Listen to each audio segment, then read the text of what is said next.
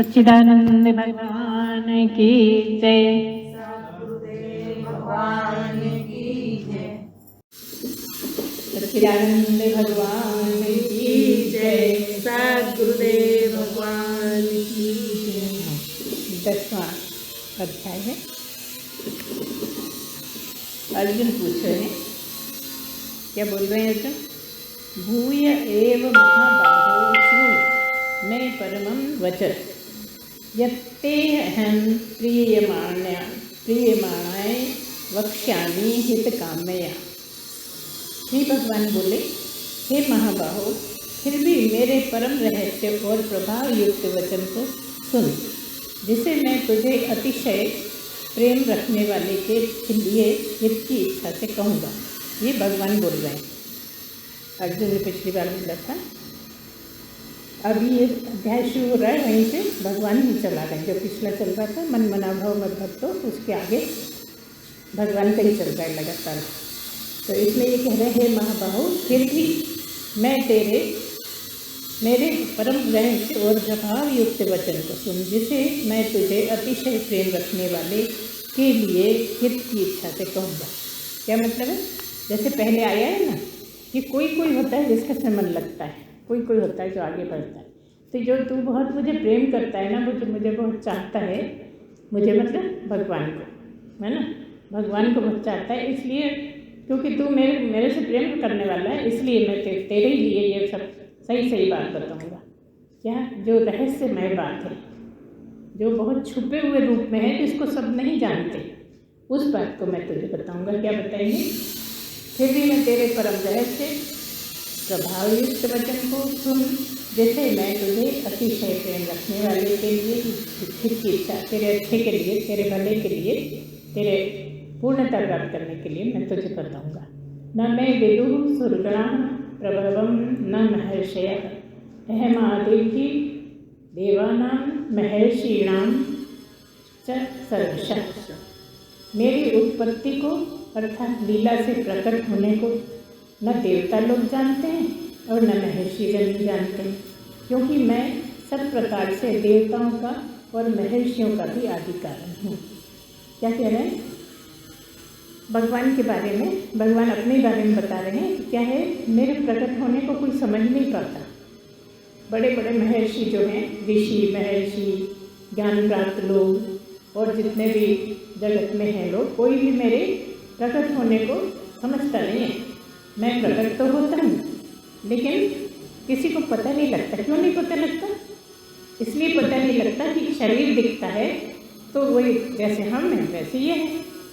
जब धरती पे आते हैं तब की बात कर रहे हैं कि जब भी मैं यहाँ पर आता हूँ तो कोई नहीं समझ पाता कि मैं भगवान हूँ, क्योंकि शरीर दिखता है और शरीर जैसा मेरा वैसा तुम्हारा, इसलिए वो कंफ्यूज रहते हैं, वो परेशान रहते हैं कि मानते ही नहीं हैं। जो लोग हैं, कितने भी जानकार हैं, अपने आप को बहुत जानने वाला समझ रहे हैं, ऐसे जगत में तुम लोग भी देख रहे हो कि ये भी नहीं पता लगता कि कौन पहुंचा हुआ है, कौन पहुंचा हुआ नहीं है, कौन जानता है, कौन नहीं जानता है।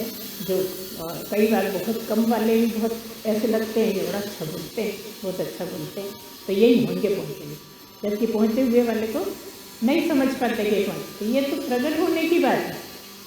भगवान के प्रकट होने की बात जो सब जगह रहता है, वो एक शरीर में प्रकट हो गया, कितना पहचानना ही मुश्किल है ना। वो तो जब आगे उसकी कामें देखते हैं, जीवन देखते हैं, तो धीरे धीरे विश्वास होने लगता है।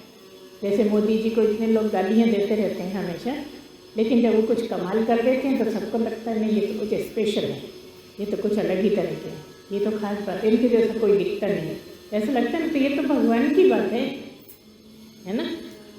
कितने लोग तब भी बुरा कहते रहते हैं, है ना। पूरी कांग्रेस की टीम जो है हमेशा मोदी जी को बुरा ही कहती है, कितना ही अच्छा काम कर ले, तब भी क्या कहेंगे, करा क्या है, कुछ भी तो नहीं किया।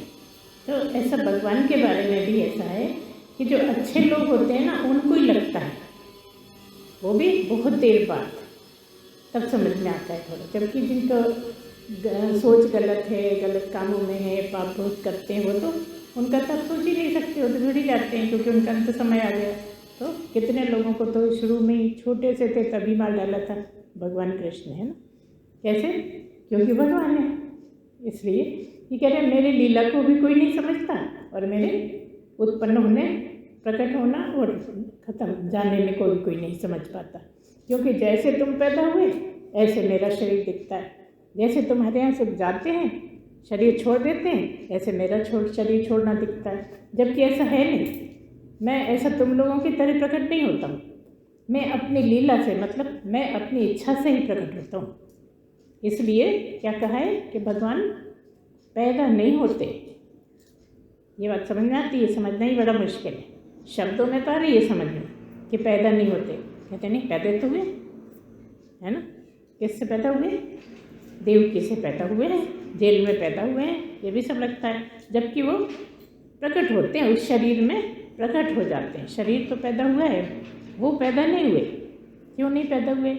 क्योंकि जो सब जगह रहता है वो ऐसा है, मान लो कि पेट के अंदर है, बाहर नहीं है तो पैदा होएगा। वो तो बाहर भी है, अंदर भी है, हर जगह, कोई जगह ही खाली नहीं है, तो पैदा क्या होना? उस शरीर में प्रकट हो गए। इसलिए कहा है कि मैं प्रकट होता हूँ। मेरे प्रकट होने को न देवता लोग जानते हैं और न बड़े बड़े ऋषि लोग जान पाते हैं। और ये भी मेरा आदि कारण नहीं है और अंत कारण क्यों नहीं? क्योंकि मेरा अंत भी नहीं है, मेरा आदि भी नहीं है। इसलिए कैसे नहीं अंत? जो कभी भी मरा ही नहीं, सब मरने पर भी जो नहीं मरता है ना, उसका अंत होता नहीं है। और जब दुनिया बनी उससे पहले भी कोई था। कैसे साबित होता है कि कोई तो होगा जिसने दुनिया बनाई? ऐसे साबित होता है ना कि कोई तो ज़रूर होगा। आप छोटी सी टेबल बनवाते हो तो कारपेंटर को बुलाते हो, कपड़ा बनाना होता है तो बुनकर बनाता है। सब चीज़ें दुनिया में देख रहे हैं कि जो भी बनता है कोई ना कोई बनाता है। इतनी बड़ी दुनिया भी अपने आप कैसे बन जाएगी? मतलब कोई ना कोई तो इसका करता है, बनाने वाला है। तो बता रहे हैं कि मैं अपनी लीला से प्रकट होता हूँ, मैं पैदा नहीं होता। और इस बात को कोई भी नहीं जानता, मगर क्या है, जिसको जनाना चाहते हैं उसको जना देते हैं। यहाँ अर्जुन से कह रहे हैं कि मैं अपनी लीला का कैसे पैदा होता हूँ, कैसे प्रकट होता हूँ, ये तुम्हें बता रहा हूँ। क्योंकि मेरा ना तो आदि है न मेरा अंत है। आदि मतलब प्रारंभ, अंत मतलब अंत सभी जानते हैं, है ना। आगे कहते हैं यो माम जमनादिम च वेत्ति लोक महेश्वरम असन्मूढ़ा सस्मर्तेषु सर्व पापै प्रमुच्यते। जो मुझको अजन्मा अर्थात वास्तव में जन्म रहित, अनादि और लोकों का महान ईश्वर तत्व से जानता है, वह मनुष्यों में ज्ञानवान पुरुष संपूर्ण पापों से मुक्त हो जाता है। अब उन्होंने बिल्कुल टॉपिक ही बदल दिया, इतना कह के कि मेरी लीला है, मैं अपनी लीला से प्रकट होता हूँ, उस बात को वहीं छोड़ दिया। आगे बताने लगे कि ये जो है मेरा जो ज्ञान है, मुझ अजन्मा जानना, कोई ऐसा होता है जो ये समझ पाता है कि मैं अजन्मा हूँ, है ना। क्या कह रहे हैं? वास्तव में जन्म रहित, अनादि और लोगों का महान ईश्वर तत्व से जानता है, वह मनुष्य में। जब पिछली बार तत्व की बात आई थी ना, तत्व की बात का क्या है कि जो 42 तत्व होते हैं उसमें 19 तत्व जीव के होते हैं। जीव में 19 तत्व होते हैं, तो 9 शुरू से सुनते आ रहे हैं। तो जो 19 तत्व हैं, और क्या कहा, वो 19 तत्व जीव के हैं, और जीव क्या है, शरीर छोड़ के चला जाता है, ठीक है ना। तो कहने का मतलब ये है कि शरीर बिल्कुल अलग है और बोलो तत्व नहीं, ब्रह्म बिल्कुल अलग। जो शरीर है, जो जीव का एक सूक्ष्म शरीर है, वो भी तो शरीर ही है ना, 19 तत्व भी तो शरीर ही है, और ब्रह्म बिल्कुल अलग है। और तुम लोग तत्व से नहीं जान पाते, तुम ऐसा समझते हो कि ये आँख, नाक, कान, ये सब जो है, ये सब भगवान के बनाए हुए हैं। बनाए हैं यहाँ तक तो ठीक है, लेकिन यही भगवान है। मुझसे बोल रहे हैं, यही भगवान बोल रहे हैं। अब इस चीज़ को कैसे समझाया जाए ना, ये बहुत मुश्किल होता है। समझते आपका ज्ञान बढ़ते अपने आप अंदर से समझ में आ जाता है। लेकिन उसमें आपका जब मोह जागता है ना, भगवान से प्रेम, शुरू में ही बता दिया ना, जब प्रेम करने वाला है कोई, सचमुच चाहने वाला है, जो ये चाहता है कि मैं वहाँ पहुँच जाऊँ, मैं जान जाऊँ ब्रह्म को, उसको एकदम फिर कभी ना कभी हो जाता है। क्योंकि वो लगातार लगा है, उसमें लगन है, वो मेहनत भी कर रहा है, बिल्कुल हर तरह से टाइम से करता भी है, जो भी उसने सोचा है करने आगे बढ़ने का वो भी करता है। सब कुछ करने के बाद ऐसा जो मुझे बहुत प्रेम करता है, वो जब जान गया है, तत्व से जान गया है, क्या जान गया कि मैं बिल्कुल अलग हूँ और शरीर बिल्कुल अलग है। ऐसा जो जान गया है वो क्या होता है, वो ज्ञानवान पुरुष संपूर्ण पापों से मुक्त हो जाता है। कहने का मतलब यह है कि मनुष्य जब ब्रह्म हो जाता है तो वो सब पापों से छूट जाता है, या यूँ कहो कि जो सब पापों से छूट जाता है वो ब्रह्म हो जाता है। बात एक ही है, ब्रह्म होते ही पापों से छूट जाता है या पापों से छूटते ही ब्रह्म हो जाता है, क्योंकि ब्रह्म में कोई पाप नहीं है। ब्रह्म में कुछ भी गलत बुरा ऐसा कुछ है ही नहीं। तो जो वहाँ तक पहुँच जाता है उसके पाप खत्म हो जाते हैं, या पाप खत्म हो जाते हैं तो वहाँ पहुँच जाता है। क्या है, बहुत से पाप कर्म भी हैं, है ना, कर्मों में ही पाप पुण्य बना हुआ है। तो जो क्या मतलब निकलता है कि कर्म जो बहुत करता है जानते हुए, क्योंकि कर्मों का बंधन है और कर्म कर करके ही बंधन कटेगा। तो जब आपके कर्म बहुत क्षीण हो जाते हैं तो पाप भी कट गए, पुण्य भी कट गए। यहाँ पर जैसे तुम लोग मानते हो कि हमारे पुण्य बने, है ना, हम पुण्य कर लें, पुण्य बने, बहुत सारे पुण्य इकट्ठे हो जाएंगे तो हम बड़े भाग्यशाली हो जाएंगे। और जिनको इसका पता नहीं है वो तो सीधा स्वर्ग की कामना करते कि स्वर्ग मिलेगा इसके बदले। लेकिन यहाँ पर तो पुण्य पाप सभी काटने हैं, पुण्य भी आपके कट जाना चाहिए और पाप भी। अगर कर्म बचे हुए हैं तो आपका रास्ता लंबा है। इसलिए कहाँ जाओगे, क्या सोचोगे, रोज़ बताते हैं। इसलिए क्या करोगे, अकर्ता का ध्यान रखना है। ध्यान रखो बिल्कुल, बार बार हम तुमको ये बताते हैं। जो खास खास पॉइंट है वो लगभग हर दिन ही बोल देते हैं। कितना भी कर्म करो, एक तो उसका बदला मत चाहो, और एक मैं करता ही नहीं, सब हो रहा है ना। तुम तो भगवान की बनाई हुई एक मशीन हो ना, उसे काम भगवान ही तो करा रहे हैं, तुम कहाँ से करोगे। तुम हो क्या, तुम कुछ हो क्या, तुम समझते हो कि मैं ये शरीर हूँ, जबकि तुम कुछ हो ही नहीं। उसके खिलौने हो, जो कराना चाहता है करा लेता है। हर आदमी से, हर मनुष्य से, हर जानवर से, सब कुछ से, सब कराने करने वाला वही है। इसलिए आप ये समझो कि अगर आपको पहुंचना है तो आपके सारे ही कर्म कट जाए। जितने ज़्यादा कर्म क्षीण हो जाएंगे उतना ही आपका ज्ञान बढ़ता जाएगा। अभी ज्ञान क्यों नहीं बढ़ पाता है, क्योंकि कर्म बहुत पड़े, कट भी रहे हैं, पढ़े भी हैं, लेकिन औरों की अपेक्षा तो बहुत कटे हैं। अगर आप ऐसे लोगों से बात सोचो, उनसे मिलाओ जो सुनते ही नहीं हैं कभी, जो नहीं सुनते उनके कर्म तो बहुत पड़े हैं। इसलिए परेशान रहते हैं, बेचैन रहते हैं, अच्छा नहीं लगता है, कहीं दुख आता है तो सहन नहीं कर पाते हैं, और सुख आता है तो फूलने लगते हैं। ये सब किसका साथ होता है, जो सत्संग नहीं सुनते। जबकि सत्संग का ऐसा है कि कितना भी दुखी आदमी होगा और सत्संग सुने, एक ही दिन के सत्संग की बात कर रहे हैं, एक ही दिन सत्संग सुनते सुनते सत्संग खत्म होते हुए उसका मूड अच्छा हो जाता है। चेहरा देख के समझ में आता है कि आया था जब बहुत भारीपन लग रहा था, और जब तक सत्संग खत्म हुआ तब तक वो रिलैक्स हो गया, आराम से लगने लगा। तो इस तरह से कह रहे हैं कि ये कौन जानता है, तत्व से जानता है। जो ईश्वर को तत्व से जानता है वह मनुष्यों में ज्ञानवान पुरुष संपूर्ण पापों से मुक्त हो जाता है। ठीक है, अब अगला है बुद्धि ज्ञान सम्मोह क्षमा सत्यम दमः शमः सुखम दुखम भवो अभावो भयम च अभयम एव। अहिंसा समता तुष्टिस्तपो दानं यशो अयशः भवन्ति भावा भूतानां मत्त एव पृथग्विधा। आगे कह रहे हैं इसके हिंदी में, निश्चय करने की शक्ति, यथार्थ ज्ञान, असमूर्ता, क्षमा, सत्य, इंद्रियों को वश में करना, मन का निग्रह करना तथा सुख दुख, उत्पत्ति, प्रलय और भय अभय तथा अहिंसा, समता, संतोष, तप, दान, कीर्ति और अपकीर्ति, ऐसे ये प्राणियों के नाना प्रकार के भाव मुझसे ही होते हैं।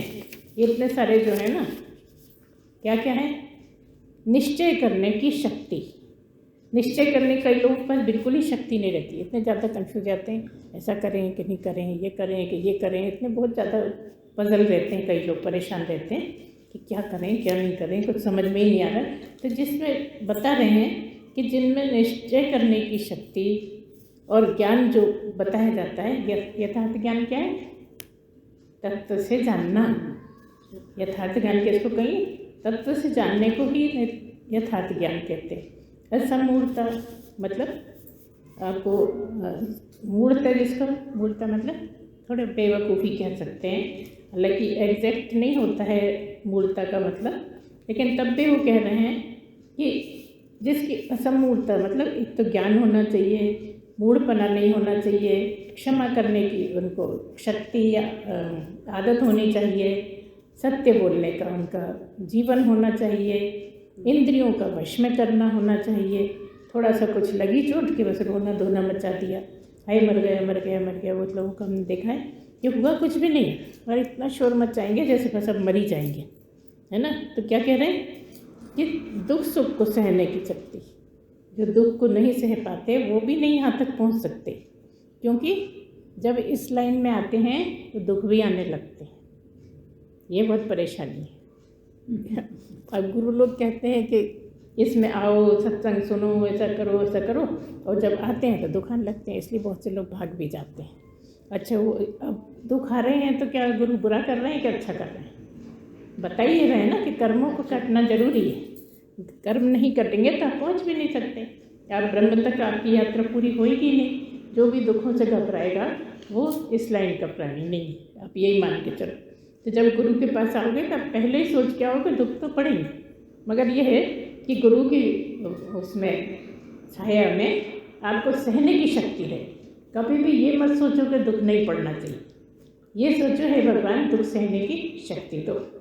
यही प्रार्थना करनी होती है कि हे भगवान दुख सहने की शक्ति दो, और गुरु करता भी यही है, आपको दुख सहन हो जाए उसके लिए आप उस तरह के प्रवचन में बात करेगा, बार बार बताएगा कि अरे ये सब तो साधारण बात है। अब ब्रह्म जैसी बात के लिए सुख दुख कहाँ लग रहे हैं? ब्रह्म के सुख में आनंद के बराबर क्या सुख है? जब ब्रह्म के आनंद में कोई होता है तो क्या सुख उससे तोला जा सकता है? कहीं भी नहीं होता। ऐसे ही दुख की बात है। आपके जो कर्म हैं, आपको क्या सोचना पड़ेगा ऐसे टाइम पे कि भाई मेरे किए हुए कर्म तो हैं जिसका फल दुख है। अगर बुरे कुछ कर्म हुए हैं मुझसे तो मैं दुख भोगना ही पड़ेगा, और कुछ अच्छे कर्म हुए हैं तो उससे सुख मिलता है। तो ना सुख में आसक्ति रखे न दुख में आसक्ति रखे, ऐसा मतलब समता में रहने वाला।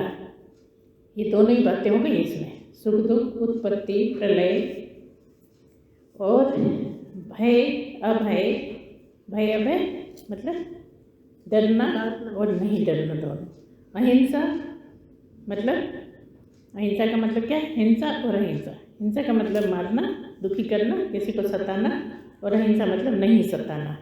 समता, समता में रहने वाला, संतोष तप, संतोष करने वाला, जो आपके पास हाय माया जुड़ी थी और मिल जाए और मिल जाए, ऐसा करने। कई लोग तो जाते भी हैं ना, जैसे भागवत वगैरह होती है तो प्रसाद के लिए भी जा दे गए, फिर और लेने चले गए, फिर और प्रसाद तक के लिए ऐसी हालत रहती है कि और मतलब क्या, संतोष नहीं है।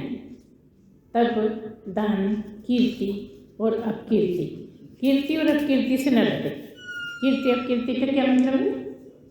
कीर्ति और अपकीर्ति का मतलब यह है कि आपका बड़ाई और बुराई, आपका जैसे यश सुयश है ना, आपके सारे में आपकी बड़ी कीर्ति है, सब अच्छा अच्छा बोलते हैं। अपकीर्ति मतलब बुराई है, बुरा बोलते हैं, ऐसा कह रहे हैं। कीर्ति और अपकीर्ति ऐसे ये प्राणियों के नाना प्रकार के भाव मुझसे ही होते हैं। ये जो सारे हैं ना, तुम्हारा इसमें कुछ नहीं है, तुम बड़े समझ रहे हो, यार कितनी खुशी आ गई है, वाह अब तो मज़े हो गए हमारे, और तुम दुख आया तो अरे बिल्कुल मरे मरे ऐसे होने लगे। तो ये कह रहे सब मेरे होने से ही होते हैं। क्या मतलब है? एक मरे हुए लाश में ये सब हो सकते हैं क्या? रहते हैं भगवान उसमें, तो ये सब आ रहे हैं जा रहे हैं। तू अपना मान लेता है ना, इसलिए दुखी होता है। तेरा कुछ है ही नहीं, जो कुछ है तेरा तो इतना है कि तेरे जो कर्म थे उनका फल है, इतना ही है बस। बाकी तो सब मुझसे ही होते हैं। क्यों होते हैं? क्योंकि कर ले जो करना है, फल मैं दूंगा। क्या मतलब? मैं ही फल देने वाला हूँ, सुख या दुख देने वाला मैं ही हूँ। तेरा कोई तूने कमाल नहीं कर दिया है। अगर सुख हो रहा है तेरे जीवन में, तू समझता मैं तो बहुत महान हूँ। देखो कि मेरे पास दुख आते ही नहीं है।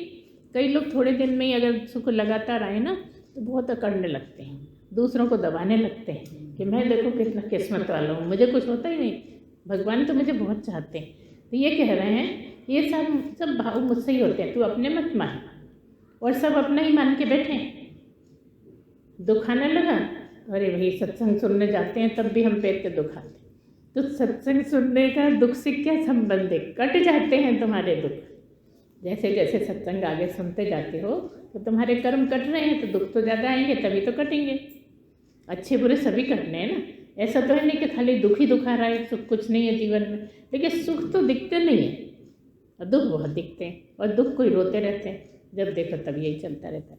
तो कह रहे हैं कि इस तरह से ये तू गहरा विश्वास रख कि मुझसे ही सब हो रहा है, तेरा उसमें कुछ कमाल नहीं। महर्षयः सप्त पूर्वे चत्वारो मनवस्था मद्भावा मानसा जाता येषां लोक इमाः प्रजा।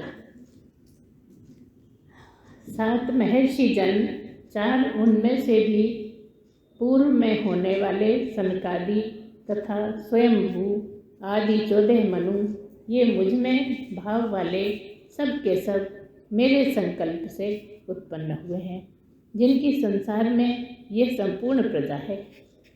ये जिनसे जगत बना है शुरू में, उनके सब की बात कर रहे हैं। ये कोई ऐसा नहीं है बहुत ज़्यादा समझने की बात है इसमें, ये आप पढ़ोगे इसमें भी समझ आएगी। सब मेरे होने से हुए। कहने का मतलब ये आदि पुरुष मैं ही हूँ, सबसे पहला पुरुष जो परमात्मा ही है, उसके बाद ही सब हुआ। ये कहने का मतलब तात्पर्य। इसको घर में और पढ़ना बार बार, इसमें कुछ बतलाने का खास नहीं है। ये जिन का बोला है महर्षि जन हैं, उनमें से और पहले होने वाले जो सनकादि हैं, स्वयंभू हैं, मनु 14 मनु हैं, उनमें भाव वाले सब के सब मेरे संकल्प से, मतलब मैं जब जिसको चाहता हूँ उसको उत्पन्न कर देता हूँ। तो ये सब जो संसार है पूरा मेरी प्रजा है, मैं राजा हूँ, क्योंकि मुझसे ही हुए हैं सब, है ना। जो भी है सब मेरे से ही हुआ है, मुझसे ही उत्पन्न होता है, मुझ में ही समा जाता है। तो ये और किसी का कमाल नहीं है, सब मेरा ही है। इस तरह से अर्जुन को समझा रहे हैं। एतां विभूतिं योगम च मम यो वेत्ति तत्त्वतः तो अविकम्पेन योगेन युज्यते नात्र न अत्र संशयः। जो पुरुष मेरी इस परमेश्वरीय रूप विभूति को और योग शक्ति को तत्व से जानता है, वह निश्चय भक्ति योग से युक्त हो जाता है, इसमें कुछ भी संशय नहीं है। ये वाले पूरे जो है ना सब आपको बार बार पढ़ने की है बस। तो कह रहे हैं आगे, जो पुरुष मेरे इस परमेश्वर रूप पीछे बताया, जो लीला बताई है अपनी, उसका कह रहे हैं ये परमेश्वर रूप जो मेरी है, ये मेरी विभूति है, और इस विभूति को योग शक्ति को तत्व से जानता है, तो है ना। जो मेरी विभूति की बात आ रही है, पहले भी हमने विभूति बताई। विभूति क्या है? क्या है विभूति? जहाँ भी कुछ विशेष है वो भगवान की विभूति है। हमने उसी ने बताया था ना, अगर आपने अपने अंदर कुछ विशेष दिखती है, कुछ विशेषता दिख रही है, तो इतराओ मत, अहंकार मत करो, अकड़ो मत। ये भगवान ही बैठे हैं उस रूप में।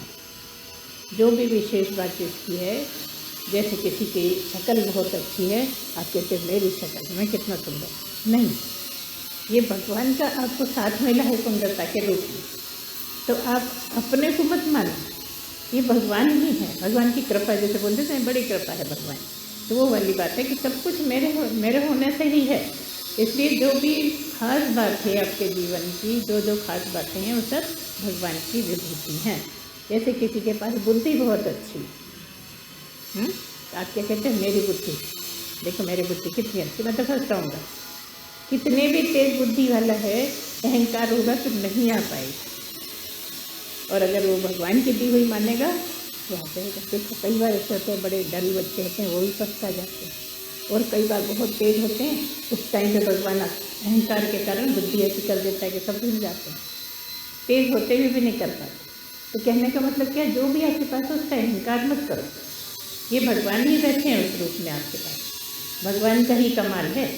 तो कह रहे हैं जो पुरुष मेरी इस परमेश्वरी रूप विभूति को, अब इससे ऊंची कौन सी होगी वो विभूति, सबसे ऊंची क्या है, परमेश्वरी रूप मैं जो बैठा हूँ ना, इसलिए वह निश्चल भक्ति योग से युक्त हो जाता है।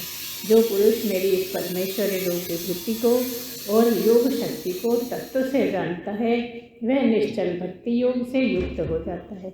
इसमें कुछ भी संशय नहीं है। इसको इसमें आप शंका मत करो, बिल्कुल यही सच है।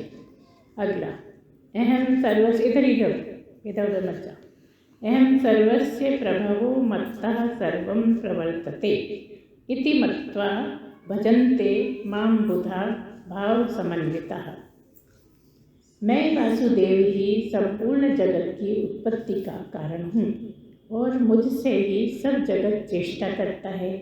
इस प्रकार समझकर श्रद्धा और भक्ति से युक्त बुद्धिमान भक्तजन मुझ परमेश्वर को ही निरंतर भजते हैं। क्या कह रहे हैं, लगातार वो अपने बातें बता रहे हैं। कभी विभूति के रूप में बोलते हैं, कभी कहते हैं मेरे होने से ही सब है, जो भी तू अपना समझ रहा है, गलती कर रहा है, तो मैं हूँ ना इसलिए हो रहा है सब कुछ। और फिर यही कह रहे हैं कि संपूर्ण जगत की उत्पत्ति का कारण, अभी बोल चुके हैं, पीछे भी बोल चुके हैं कि मैं ही शुरू करता हूँ, मैं ही अंत करता हूँ, सब कुछ मैं ही हूँ। तब भी बार बार ठोक ठोक के बोलते हैं कि मैं वासुदेव ही संपूर्ण जगत की उत्पत्ति का कारण हूँ। जो जगत बना है, जो आप बने हैं, उसमें सब में ये सब उत्पत्ति ही है ना, उसका कारण जो हूँ मुख्य मैं हूँ, मुझसे ही सब हुआ है। कहने का तात्पर्य इतना ही है कि जो भी हुआ है सब मुझसे ही हुआ है और मुझसे ही सब जगत चेष्टा करता है, मेरे होने से ही तो सब हो रहा है। आपकी जो इच्छाएं भी हो रही हैं कुछ भी करने की, नहीं करने की, आलस आ रहा है, राजसी है और सात्विक है, सब मेरे होने से ही होता है। इस प्रकार समझकर श्रद्धा और भक्ति से युक्त बुद्धिमान भक्तजन, तो जो ठीक से ये समझते हैं ना, जो ये समझ लेते हैं कि मैं हूँ ऐसा, मैं कर रहा हूँ, मेरा ही खास बात है, मेरे जैसा कोई नहीं है, उसकी बात नहीं। जो ऐसा समझते हैं ना कि हर रूप में भगवान ही है, कुछ भी खास दिखता है तो ये याद आ जाती है कि तो भगवान का है, मेरा क्या है, मेरा कुछ भी नहीं, ये तो भगवान का कमाल है, ये तो भगवान का कारनामा है, ये तो भगवान ही बैठे हैं तरह तरह से हर बात में। इसमें क्या होता है, अहंकार काटने का भी बहुत अच्छा तरीका है। जब अहंकार होता है तभी आपको ये ध्यान करना है कि मेरा तो कुछ भी नहीं है, ये तो भगवान की माया है, भगवान ने दिया है, मैं अपना समझ रहा हूँ, मेरा कुछ है ही नहीं, सब उसी का है। ऐसा बार बार जो सोचते हैं, बार बार जो इस बात को ध्यान करते हैं, बार बार चेष्टा करते हैं, मतलब इच्छा करते हैं, हर चीज़ में घुमा फिरा के भगवान को ही ले आते हैं, ऐसे लोग जो भक्त होते हैं, भक्ति से, श्रद्धा और भक्ति से युक्त जो बुद्धिमान पुरुष होते हैं, ऐसा कौन सोच पाएगा जिसकी अच्छी बुद्धि है। क्योंकि इस लाइन की खासियत यह है कि जो बहुत बुद्धिमान से भी बुद्धिमान होते हैं वो ही पहुंच पाते हैं। हम पहले आपसे बहुत बोला करते थे कि जो खाल, बाल की भी खाल निकाल सके, अब बाल की कोई खाल निकाल सकता है, लेकिन जो निकाल सके वो पहुंच जाते हैं, वो ब्रह्म हो जाते हैं। मतलब आपकी इतनी तीव्र बुद्धि होना चाहिए कि आप परमेश्वर को समझ जाओ। कितने घुमावदार रास्ते, समझ में ही नहीं आता, समझ में ही नहीं आता, रोज़ सुनते रहते हैं ना, तब भी समझ में नहीं आता कि क्या है भगवान। तो कह रहे हैं कि जो श्रद्धा भक्ति से युक्त बुद्धिमान भक्तजन होते हैं वो मुझ परमेश्वर को ही निरंतर भजते रहते हैं।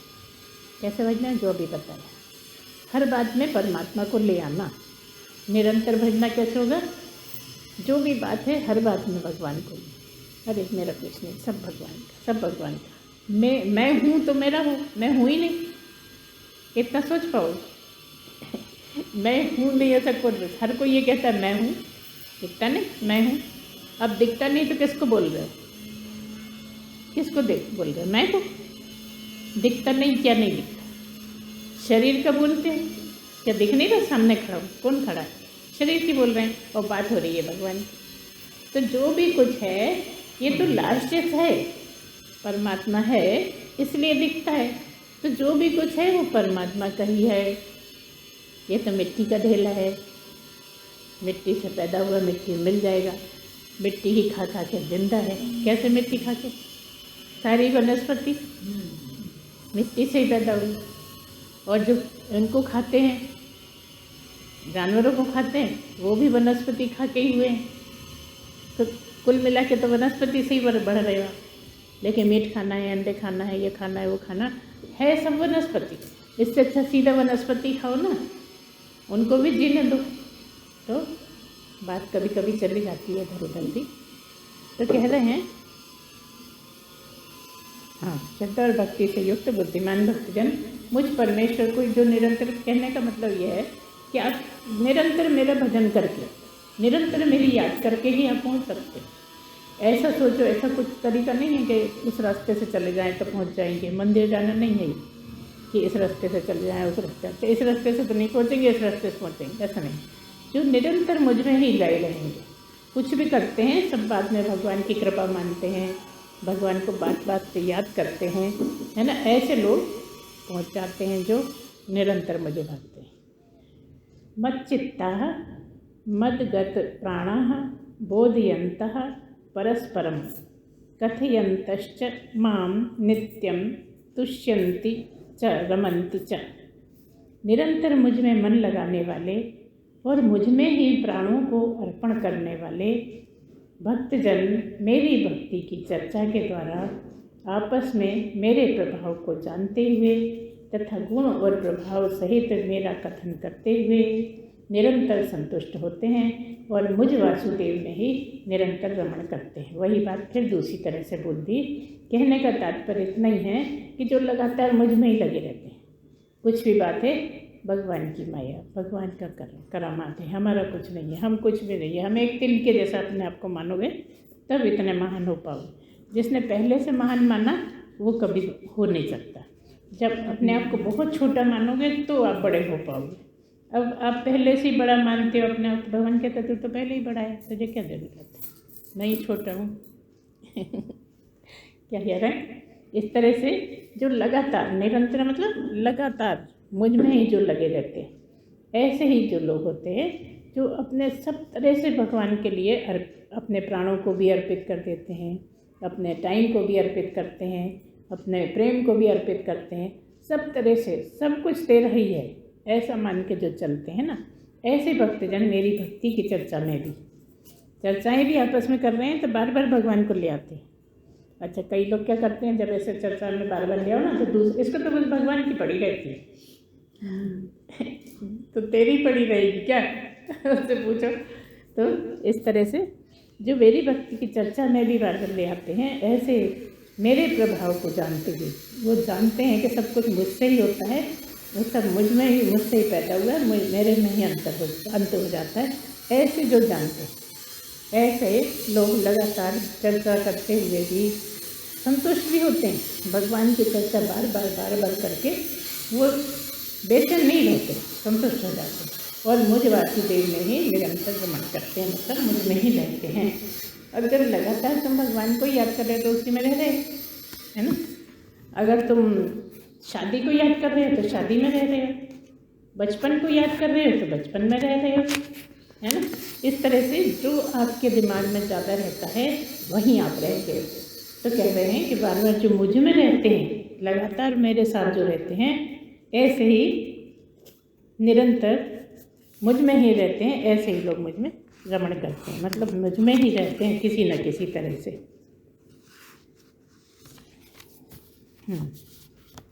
तेषां सततयुक्तानां भजतां प्रीतिपूर्वकं ददामि बुद्धियोगं तं येन माम उपयान्ति ते। कह रहे हैं ऐसे लोग जो लगातार परमात्मा में लगे रहते हैं, परमात्मा को याद करते हैं, सब कुछ अच्छा बुरा होने का भी, बुरे का नहीं, खासकर अच्छे का सब भगवान का ही नाम कर देते हैं। ऐसे लोग जो हैं उन निरंतर मेरे ध्यान आदि में लगे हुए और प्रेम पूर्वक भजने वाले भक्तों को मैं वह तत्व ज्ञान रूप योग देता हूँ जिससे वे मुझको ही प्राप्त होते हैं। मतलब क्या पात्रता क्या है? ये जो आखिरी श्लोक आया यही पात्रता है। कहते हैं ना, पात्रता बना लो तो हो जाएगा। जिस दिन आपकी पात्रता पूरी हो जाएगी उस दिन भगवान बरस जाएंगे, ऐसा बोलते हैं ना। वो इसी के लिए बोलते हैं कि जो लगातार मेरे को ही याद करते हैं, हर बात में मुझे ही ले आते हैं, उठते बैठते सोते जगते, सपने भी भगवान के ही देखते हैं। सपने कौन से दिखते हैं? जो आप दिन में सोचते हो उसी से संबंधित सपने दिखते हैं। जिसको आप ज़्यादा याद करते हो उसी का सपना दिख जाता है। तो ये बोल रहे हैं कि ऐसे जो मेरे ही ध्यान में लगातार लगे हुए थे और मुझसे ही प्रेम करते सब, मतलब जैसे बच्चे को ये नहीं कहा कि बेटे को प्रेम मत करो, ये नहीं कहा कि किसी से बोलो मत, ये बताया कि सब में मुझको ही देखते हैं, मेरे अलावा उनको कुछ दिखता ही नहीं है, हर जगह मैं दिखता हूँ। ऐसे लोगों को क्या होता है, ऐसे प्रेम पूर्वक भजने वाले भक्तों को मैं तत्व ज्ञान रूप योग देता हूँ। ये वाला जो ज्ञान है तत्व वाले कहलाता है। हमेशा तत्व की बात है इसमें, भक्ति में नहीं है और कर्म में नहीं है, लेकिन ज्ञान मार्ग में तत्व की ही विशेष बात है। बार बार तत्व से जो जानता है उसका गूढ़ रहस्य इतना ही है कि मैं बिल्कुल अलग, जिसको मैं बोलता हूँ, अर्थात शरीर बिल्कुल अलग और ब्रह्म बिल्कुल अलग। जब ये समझ में आ जाता है कि मैं ही ब्रह्म हूँ, शरीर नहीं हूँ, तो हो जाता है। इसीलिए कहते हैं तत्व से जानना। तेषाम एवानु अनुकंपार्थ महम ज्ञानजम तमः नाश याम्यात्म भावस्थो ज्ञानदीपेन भास्वता। हे अर्जुन, उनके ऊपर अनुग्रह करने के लिए उनके अंतःकरण में स्थित हुआ मैं स्वयं ही उनके अज्ञान जनित अंधकार को प्रकाश में तत्व ज्ञान रूप दीपक के द्वारा नष्ट कर देता हूँ।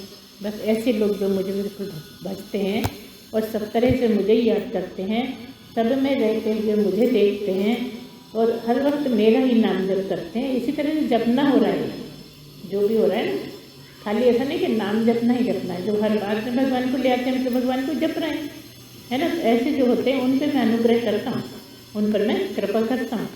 उनके अंतःकरण में, सभी के अंतःकरण में बैठा हूँ मैं तो, लेकिन उन पर मैं अनुग्रह करता हूँ। क्या? अंतःकरण में स्थित हुआ मैं स्वयं ही उनके अज्ञान जनित अंधकार को हटा देता हूँ। ऐसे कमाल कर देते हैं अगर आप लगातार उसी को जपो। कोई कुछ कहता रहे, परवाह नहीं करो, है ना, क्योंकि कहने वाले तो कहते रहेंगे, उनको थोड़ी ज्ञान प्राप्त करना है। अगर आपको ज्ञान प्राप्त करना है तो ऐसा जीवन बनाओ और डरो नहीं, झिझको नहीं, परेशान मत हो कि अरे ये तो छोड़ना पड़ेगा, ऐसे कहते हैं। जो लोग जनता से डरते हैं, जो लोग मोहल्ले वालों से डरते हैं, जो बदनामी से डरते हैं, वो ज्ञान प्राप्त नहीं कर सकते। तो पहले तो आपको बहुत मजबूत बनना है। आप तो बात बात में कहते हो अरे भाई सब ऐसा बोल देते हैं, अरे भाई सब हमें ऐसा कह रहे हैं, इस ऐसे नहीं है। आपको पहले इसमें मजबूत बनना पड़ेगा कि आपको पक्का भरोसा हो कि मैं सही कर रहा हूँ। जो कह रहे हैं कहने में, वो अपने मुंह से कह रहे हैं, अपना मुंह गंदा कर रहे हैं, हमारा क्या छीन लेंगे बताओ? कोई छीन सकता है? कोई कुछ कह भी दे अगर आपको बुरा लगा, आपका क्या घट गया बताओ? इतना बेशर्म बनना पड़ता है।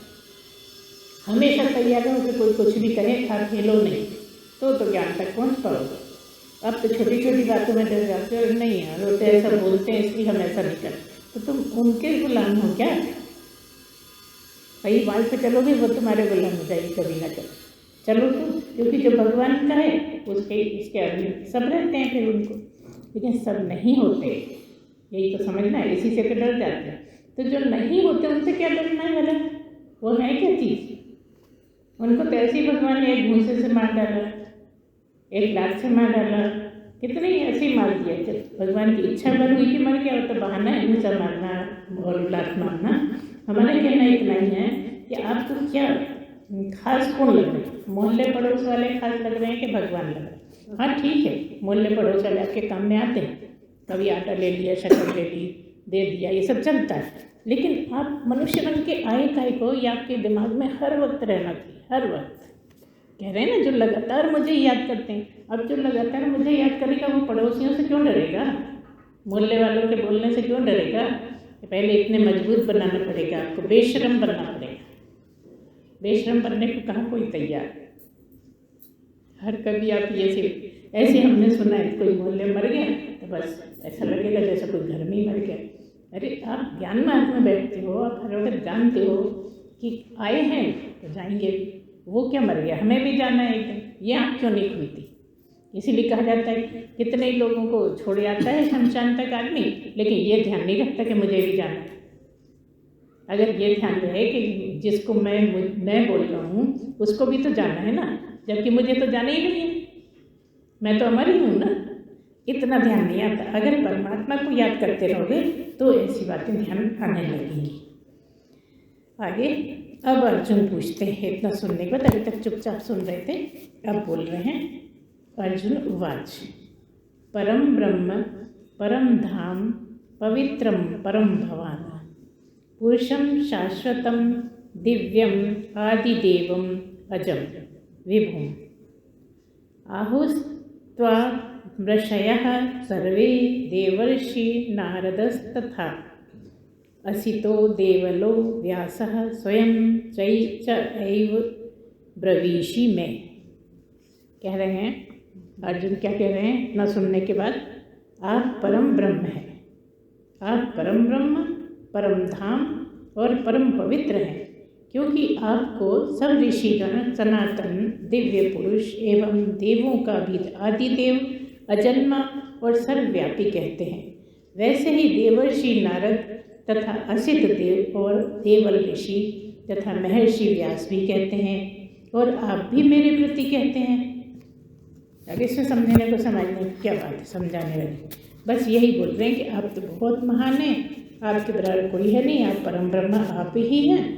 अब बताओ, ये जो परम ब्रह्म कह रहे हैं किसको बोल रहे हैं?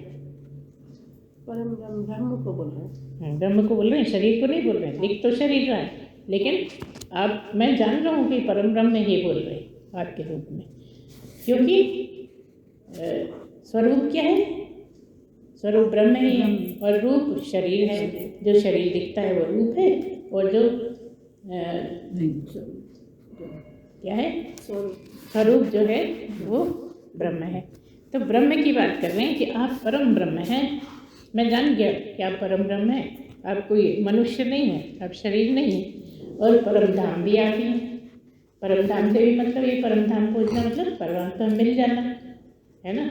और परम पवित्र भी आप ही हैं, क्योंकि आपको सब ऋषिगण, जितने भी महान ऋषिगण हैं, महर्षिगण हैं, सब सनातन दिव्य पुरुष हैं जो हमेशा से रहे हैं। ऐसे सनातन पुरुष, देवों का आदि देव, सब कुछ है ना, अजन्मा और सर्वव्यापी कहते हैं, है ना।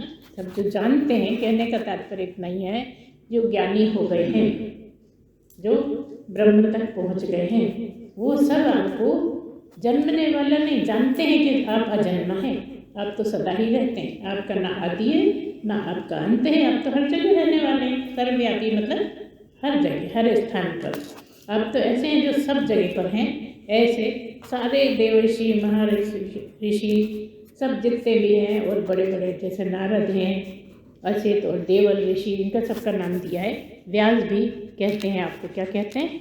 परम ब्रह्म, परम धाम और परम पवित्र हैं, ऐसा कहते हैं। कहने का तात्पर्य इतना ही है कि आपको जानने वाले सब अच्छे से जानते हैं कि आप ही परम ब्रह्म हैं। सर्वमेतद् धृतं मन्ये यन्मां वदसि केशव न हि ते भगवन् व्यक्तिं विदुर्देवा न दानवः। हे केशव, जो कुछ भी मेरे प्रति आप कहते हैं, इस सबको मैं सत्य मानता हूँ। हे भगवान, आपके लीलामय स्वरूप को न तो देवता जानते हैं और न दानव ही जानते हैं। अब ये बोल रहे हैं, लगातार उनके गुणगान कर रहे हैं कि हे केशव, हे कृष्ण, जो भी आप कह रहे हैं, ये जो भी कहते हैं आप, मैं इनको बिल्कुल अक्षरशः सही मानता हूँ, सत्य मानता हूँ। कुछ भी गलत मुझे नहीं लग रहा है। 100% मुझे आपके जो वाणी है, आपका जो शब्द हैं, जो वाक्य हैं, वो पूरी तरह से मैं 100% सत्य मानता हूँ। और ये जो आपका लीलामय शरीर है, लीलामय स्वरूप है, शरीर लीलामय नहीं, शरीर तो लीला करता हुआ दिखता है, लेकिन असली में जो आपका स्वरूप है लीलामय स्वरूप को न तो दानव जानते हैं और न देवता ही जानते हैं। क्या दिखता है सबको? शरीर ही दिखता है और शरीर ही लीला कर रहा है ऐसा लगता है, जबकि शरीर का कुछ भी इसमें रोल नहीं है, सब उनके रहने के कारण ही शरीर होता दिखता है। हे भूतों के उत्पन्न करने वाले, हे भूतों के ईश्वर, हे देवों के देव, हे जगत के स्वामी, हे पुरुषोत्तम, आप स्वयं ही अपने से अपने को जानते हैं। तो यही बात है, ये बड़ी गहरी बात छुपी है इसमें। कई बार आप देखना, जब ज्ञानियों में बैठते हैं तो ये प्रश्न पूछा जाता है कि ज्ञान किसको हुआ, तो क्या मान्यता है? क्या मान्यता है? ज्ञान किसको हुआ? कहते हैं सब जीव को हुआ। ठीक है, अब आगे बात सुनो। हे भूतों को उत्पन्न करने वाले, भगवान को ही बोल रहे, हे भूतों के ईश्वर। भूतों से मतलब क्या है? जो प्राणी है उन्हीं को भूत इसलिए बोला जाता है क्योंकि वो पैदा होता है और मर जाता है, तो वो भूत हो गया।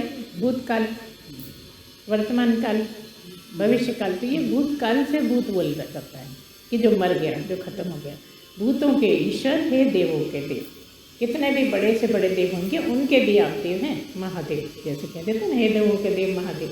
हे जगत के स्वामी क्यों कहते हैं महादेव को? क्योंकि वो मरते नहीं, क्योंकि उनके माता पिता नहीं हैं। शिव को महादेव क्यों बोलते हैं? क्योंकि सारे देव तो जितने आए हैं वो शरीर से मर जाते हैं, लेकिन महादेव नहीं मरते। महादेव का जन्मोत्सव नहीं मनाया जाता, राम का मनाया जाता है, कृष्ण का मनाया जाता है, क्योंकि वो शरीर लेके रहे। महादेव ना तो उनके माता पिता कोई हैं, ना वो जन्मे ना वो मरे, इसलिए देवों के देव हैं। और जब महादेव के लिए बोलते हैं तो उनको भी यही बोलते हैं, देवों के देव महादेव। यहाँ कृष्ण को बोला जा रहा है, तो किसको बोला जा रहा है? ब्रह्म को। जगत के स्वामी, हे पुरुषोत्तम, आप स्वयं ही अपने से अपने को जानते हैं। मतलब कोई और जान ही नहीं सकता। आप कितना भी बखान कर देंगे हमें, लेकिन जानना बड़ा मुश्किल है, परमात्मा को जानना बड़ा मुश्किल है। और जानने के सब तरीके बता दिए, लगातार बताते आए कि कैसे चलना है आपको जीवन। अगर सचमुच में तो मुझे पाने की प्यास है तो ऐसे चलो जैसे मैं बता रहा हूँ, तो ऐसे तो चलते नहीं हैं और लगता अरे हो ही नहीं रहा, अरे हो ही नहीं रहा। लड़ाई झगड़े कर रहे हैं, गालियाँ दे रहे हैं, बुरा भला कह रहे हैं, सब कुछ कर रहे हैं गलत काम, लेकिन कहते क्या है? शिकायत करें, अरे ये इतने दिन से सुन रहे हैं कुछ भी तो होता नहीं है। तो क्या होना चाहते हैं? क्या हो जाएगा? सुबह होती है, शाम होती है और ज़िंदगी का तमाम होती रहती है, और आप अपने तरीके ढंग बदलते ही नहीं हो, तो कैसे हो जाएगा? तो कह दिया आखिरी में कि भैया कोई किसी को नहीं जानता, आप ही अपने से अपने को जानते हैं। आप ही जानने वाले, आप ही जानने वाले, आप ही जानने वाले, आप ही जानने वाले, क्योंकि अंदर तो वही बैठा है ना, जो आपका स्वरूप है वही तो आप हो। तो आपको आपने जाना, सीधी सी बात है। वक्तुमर्हस्य शेषेण दिव्या आत्मविभूतया याभिर्विभूतिभिर्लोक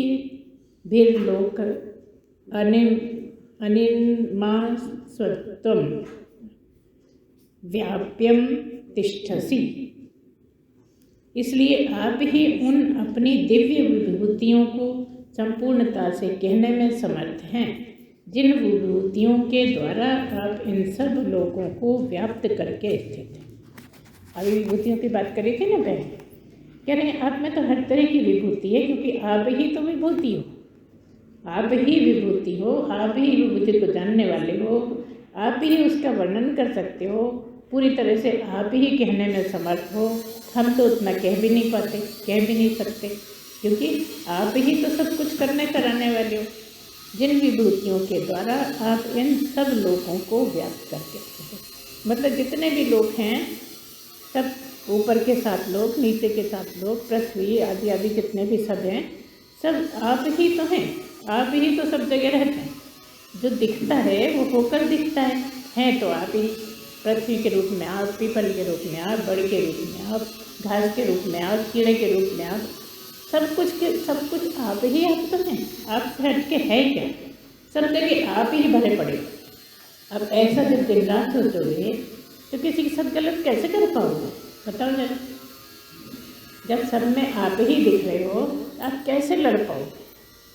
जिससे लड़ रहे हो वो आप ही हैं, तो अब लड़ोगे कैसे? बताओ, है हिम्मत लड़ने की? हिम्मत अगर लड़ने की है तो फिर पाने की नहीं, और पाने की है तो लड़ने की नहीं। ये आपको दिमाग में लगातार करना है।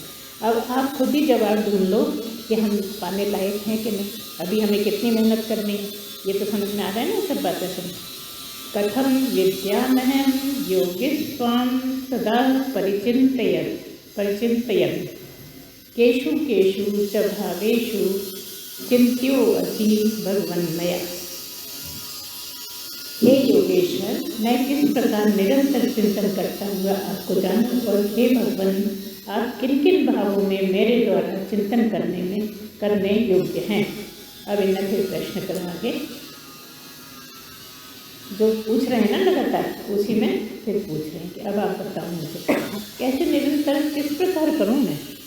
निरंतर बनता ही नहीं है, इधर उधर चला जाता है दिमाग, बार बार मैं हट जाता हूँ अपने उद्देश्य से। तो कह रहे कैसे करूँ मैं ये चिंतन? आपने तो बहुत अच्छे से बता दिया कैसे करना है, ऐसा करना है, सब में मुझको ही देखना है और मेरे अलावा कुछ है ही नहीं, सब जगह मैं हूँ, सबका आदि अंत में भी मैं हूँ, सब कुछ बता दिया। लेकिन ये मुझे बिल्कुल सत्य लग रहा है, जो भी आपने बोला सब मुझे बिल्कुल सत्य लग रहा है, जो आप बोलते जा रहे हो। लेकिन ये सब जो है आप किन किन भावों में मेरे द्वारा चिंतन करने की, इसी को और आगे बढ़ा रहे हैं कि और भी आगे बताइए कि किन किन भाव से मैं निरंतर आपको याद कर सकता हूँ, ये और मुझे समझाइए। समझ में सब आ रहा है, लेकिन समझ में कुछ भी नहीं आ रहा है। प्रश्न पे प्रश्न, प्रश्न पे प्रश्न, और बोल वही है, बार बार तरह तरह से बोल वही रहे हैं। पूरी गीता में बात एक ही है, तत्व से जानना। बार बार तत्व से जानना क्यों आता है? इसलिए आता है। फिर आप तो कह देते हैं याद करो, मेरी याद में रहो, लगातार मेरे भजन में रहो। हे जनार्दन, ये है ना किस प्रकार निरंतर कर। हे भगवान आप किन किन भावों में मेरे द्वारा चिंतन करने के लिए, ठीक है। हे जनार्दन, अपनी योग शक्ति को और विभूति को फिर भी विस्तार पूर्वक कहिए, क्योंकि आपके अमृतमय वचनों को सुनते हुए मेरी तृप्ति नहीं होती, अर्थात सुनने की उत्कंठा बनी ही रहती है।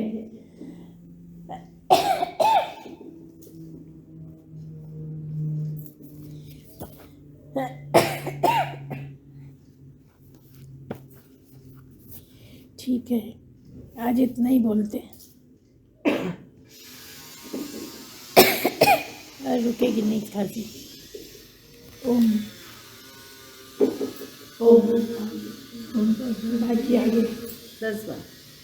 हे जनार्दन, अपने योग शक्ति को और विभूति को फिर भी विस्तार पूर्वक कहिए, क्योंकि आपके अमृतमय वचनों को सुनते हुए मेरी तृप्ति नहीं होती, अर्थात सुनने की उत्कंठा बनी ही रहती।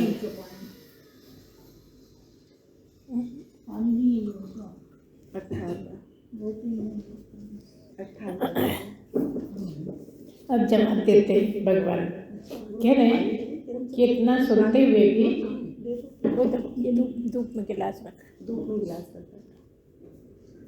क्या कह रहे हैं फिर से सुनो, डिस्टर्ब मत कर। योग शक्ति को और विभूति को फिर भी विस्तार पूर्वक कहिए, क्योंकि आपके अमृतमय वचनों को सुनते हुए मेरी तृप्ति नहीं होती, अर्थात सुनने की उत्कंठा बनी ही रहती है।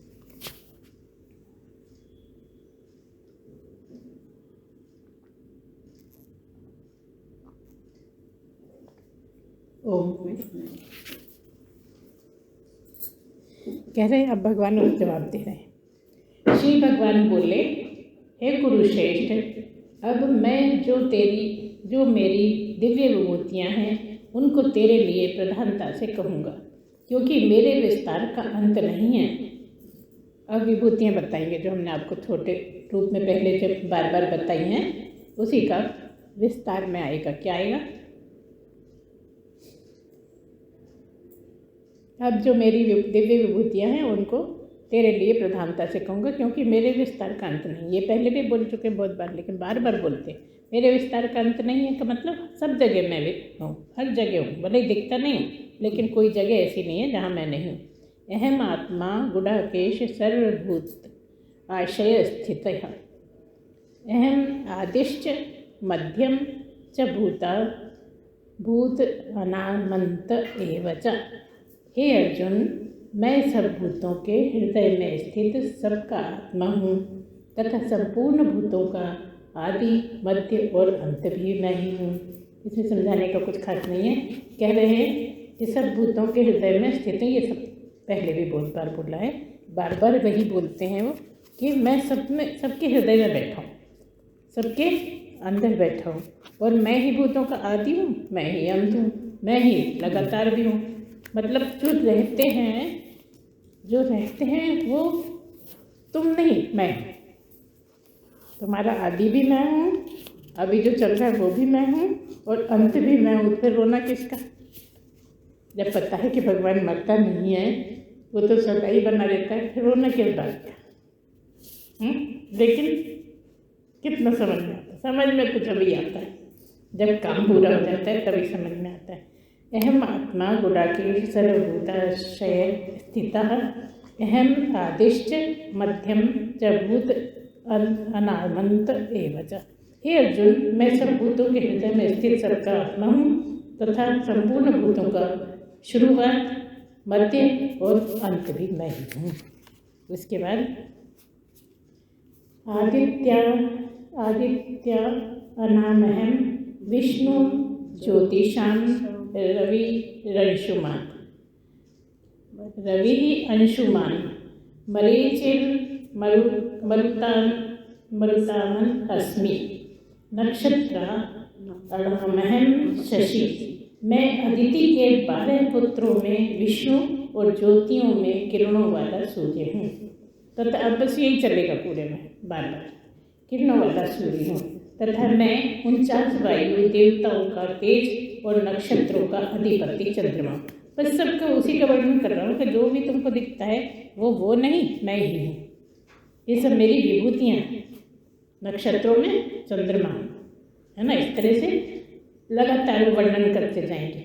और इतने जो ज्योतियाँ हैं वो सूर्य में हूँ। सबसे तेज ज्योति किस चीज़ की? सूर्य की है, तो वो मैं हूँ। हर चीज़ में जो सब सर्वश्रेष्ठ है वो मैं ही हूँ, है ना। हर जगह ऐसा ही वर्णन आएगा लगातार।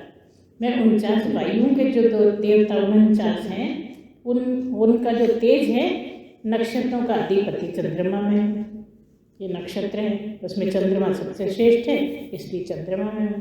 पांडवों में अर्जुन श्रेष्ठ है, इसलिए अर्जुन में हूँ। बस इसी तरह का लगातार चलता रहेगा। अगला, वेदानां सामवेदोऽस्मि देवानामस्मि वासवः इंद्रियाणां मनश्चास्मि भूतानामस्मि चेतना। मैं वेदों में सामवेद हूँ, देवों में इंद्र हूँ, इंद्रियों में मन हूँ और भूत प्राणियों की चेतना अर्थात जीवन शक्ति भी मैं ही हूँ। रुद्राणां शंकरश्च अस्मि दिक्तेषु यक्षरम् अक्षरसां वसूनां पावकश्च अस्मि मेरुः शिखरि नाम अहम।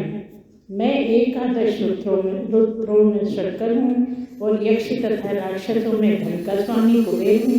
मैं 8 वसुओं में अग्नि हूँ और शिखर वाले पर्वतों में सुमेरु पर्वत हूँ, है ना। हर जगह जो सर्वश्रेष्ठ है, एक ग्रुप में जो सर्वश्रेष्ठ है वो मैं ही हूँ। मेरे से ही सब होता है। क्योंकि जब धन का सबसे बड़ा स्वामी की बात करें तो किसकी याद आती है? कुबेर की। तो कुबेर भी मैं हूँ, है ना। जो रुद्र है, तो रुद्रों में सबसे बड़ा कौन है? शंकर जी हैं, इसलिए मैं शंकर हूँ। सबका ये इसी तरह से होता है। राक्षसों में धन का स्वामी कुबेर हूँ और 8 वसुओं में मैं अग्नि हूँ। शिखर वाले पर्वतों में सुमेरु पर्वत हूँ। बस जहाँ भी है उनमें जो सर्वश्रेष्ठ है वो मैं हूँ। बस इतना दिमाग में बैठा। पुरोदशां च मुख्यम मां विद्धि पार्थ बृहस्पतिं सेनानी अहम नाम अहम स्कंदः सरस्वती सागरः। पुरोहितों में मुखिया बृहस्पति मुझको जान। हे पार्थ, मैं सेनापतियों में स्कंद, जलाशयों में समुद्रों। इसको क्या पढ़ना है, पढ़ते जाओ, समझ जाओ बस, है ना, उसको समझाना। महर्षिणाम भगुरहम गिराम अस्मेकम अक्षरम यज्ञानाम जप योग यज्ञ यज्ञानाम जप यज्ञ अस्मि स्थावरणाम हिमालयः। मैं महर्षियों में भृगु और शब्दों में एक अक्षर अर्थात ओंकार हूँ। बस इसको यही करेंगे। सब प्रकार के यज्ञों में जप यज्ञ हूँ और स्थिर रहने वालों में हिमालय पहाड़ हूँ। ऐसे ही 25वां है, कल यहीं से शुरू करेंगे। बोलिए। सच्चिदानंद भगवान की जय।